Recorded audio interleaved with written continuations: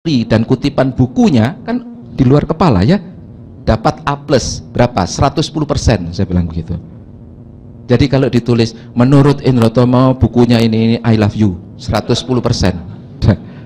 Ya, karena orang yang hafal quote-nya itu belajar membaca beneran. Tidak mungkin orang hafal esensi itu tidak baca, nonsen ya, ngawur pasti. Nah, ini cara saya membuat penulisan. Kemudian ujiannya, sebelum pekerjaan ujian dikumpulkan, mahasiswa diminta menuliskan sendiri nilainya. Di semester 2, anak-anak masih begini, semoga Bapak bahagia dengan keluarga. Apabila nilainya minimum, amin. Jadi memberi doa tapi ada syarat, Pak. Tapi yang di semester 4, beberapa mahasiswa sudah bilang begini, Pak, ini C saja cukup. Apa artinya, Pak? Ya? Bukan. Artinya orang sadar, saya tidak akan bisa berbohong lagi. Orang pertanyaannya yang saya bisa ini loh. Jadi tidak mungkin dia bilang, ini A+. Nah, ini tapi saya periksa beneran, saya kembalikan. Nah, Bapak Ibu, kan kayak ini jelas. Ternyata ada yang nulisnya ini, jelaskan, bandingkan dua prinsip. Tapi sebetulnya cuma yang nomor C ini adalah. Nah, ini yang tidak cocok, saya komentari. Saudara terlalu tinggi permintaannya, ini C saja gitu. Terus dia bilang, waduh, tidak bisa dibohongi ya. Saya di belakangnya, iya Pak Hendro. Ya, jadi dikira saya nggak periksa gitu ya. Jadi trust itu penting ya Pak. Nah Bapak Ibu, waktu ujian tenang sekali. Kenapa Pak? Nggak mungkin dia mau contoh, tahu pertanyaannya nggak ngerti jawabnya kok dia. Kan dari rumah Pak. Nah terus ngapain jawabnya? Dia tahu pertanyaannya nggak ngerti jawabnya, kan susah.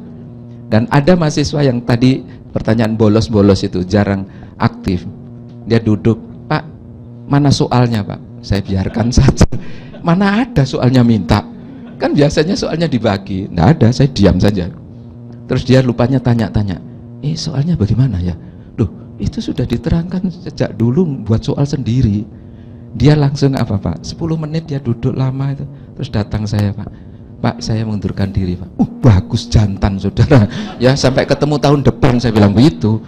Dia bingung. Coba cek ini Pak. Mau nulis sederhana dapat D.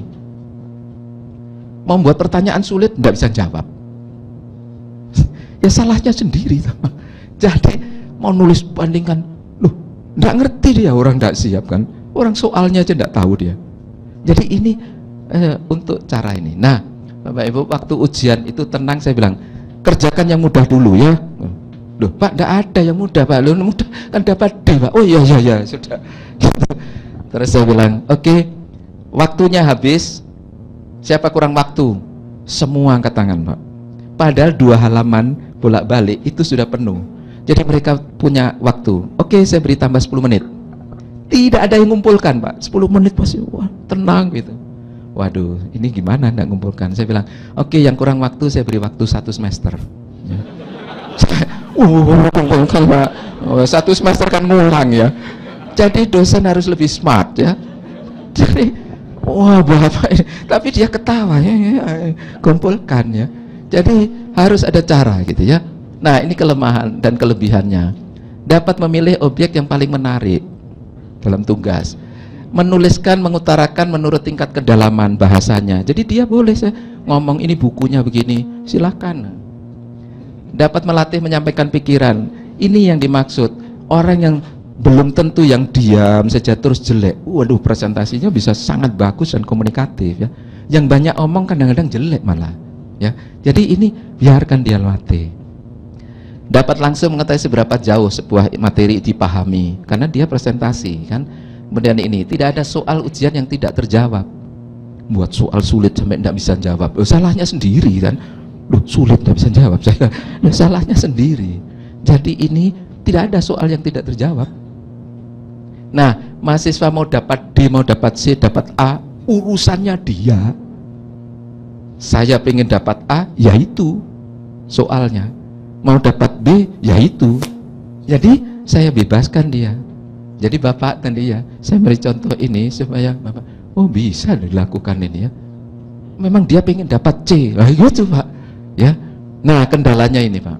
Dosen memerlukan banyak waktu untuk mengoreksi berbagai macam pemikiran. Jadi kita tim, kita melototin gitu ya. Terus waktu ini dilakukan, saya ditegur oleh dekan, pembantu dekan 1. Pak Endro, kuliahnya kurang, berarti kan hanya separuh, lainnya mahasiswa. Loh Pak, kita hadir terus, jadi tidak ada persoalan. Oh ya, masa sih gini?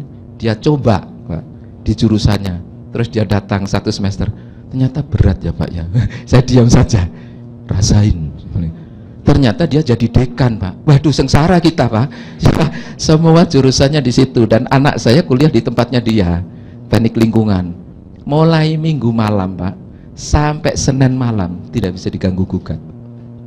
Wah, download gini. Nah, saya presentasi di UB Brawijaya, ternyata ada dosennya yang anaknya murid saya.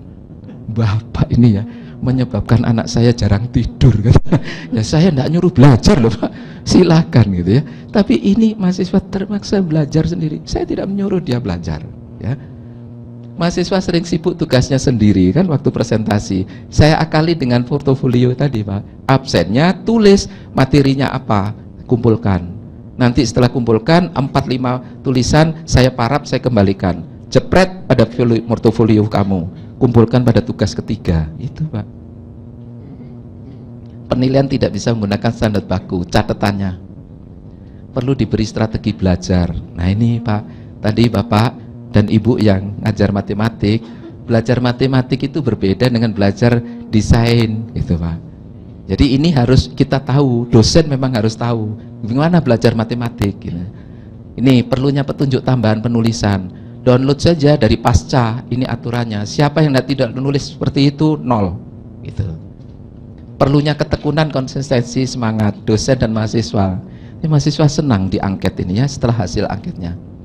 Ini download mahasiswa tahun berapa ini? 2005. Jadi ini karya ini tahun 2005 diupload, 2006 didownload oleh mahasiswa. Jurnal ini saya tidak tahu. Tahun ini tahun 2006 saya tugas ini. Sebuah karya arsitektur yang dimulai dengan riset. Jadi ini adalah rumah sakit untuk anak-anak cacat. Arsiteknya itu riset, wawancara dengan masyarakat, dengan penderita, dengan dokter, terus hasilnya kayak begini. Kalau di Indonesia ini mall. Ya. Kalau ini lihat, kenapa jadinya kayak begini? Ini transparan. Kalau hujan salju dia bisa lihat. Kalau malam bisa lihat bintang. Nah, kalau musim semi, sekeliling ini ada banyak tanaman, luar biasa bagus. Jadi, anak-anak itu terlindung, tetapi seperti alam itu tetap saja dia bisa nikmati. Luar biasa ini. Kemudian ini ada lobby untuk sharing antar ibu yang anaknya sakit. Dari riset setelah itu, apa yang dicarikan? Pasien itu mempunyai semangat hidup dan lifetime yang lebih tinggi. Ini dapat penghargaan ini. Nah, mahasiswa menerangkan begini 20 menit di depan kelas. Dosennya tidak tahu. Jadi ini slide-nya banyak, saya ngambil satu, saya carut-carut gitu. Jadi mahasiswa membuat ini lantas dia menerangkan. Menurut saya adalah dibandingkan di depannya di Groningen ini, rumah sakit Groningen kayak mall, depannya ini justru mallnya kayak rumah sakit. Kalau kita kan rumah sakit mesti putih-putih ya, tinggal di tali di atasnya sudah. Ya. Sudah, kasih kacamata kapuk selesai. Ya. Kacamatanya kan kapuk ya. Sudah, begini sudah. Orang sehat masuk rumah sakit tinggal dibungkus ya. Ini namanya hospitality kan, hospital. Jadi bagaimana menjadi orang semangat. Jadi ini watch-nya, ini selasarnya kayak orang jalan-jalan. Hai, kamu sakit apa? Gitu. Jadi orang punya semangat hidup lebih tinggi. Nah, desain yang kayak begini, ini hall-nya kayak restoran, kayak mall ya. Tapi mall-nya kayak rumah sakit, Pak. Nah, pelajaran yang model kayak beginilah, ada baru pemikiran, lantas membuka pemikiran mahasiswa. Oh iya ya, ini ada ilmu yang harusnya kita pelajari lebih.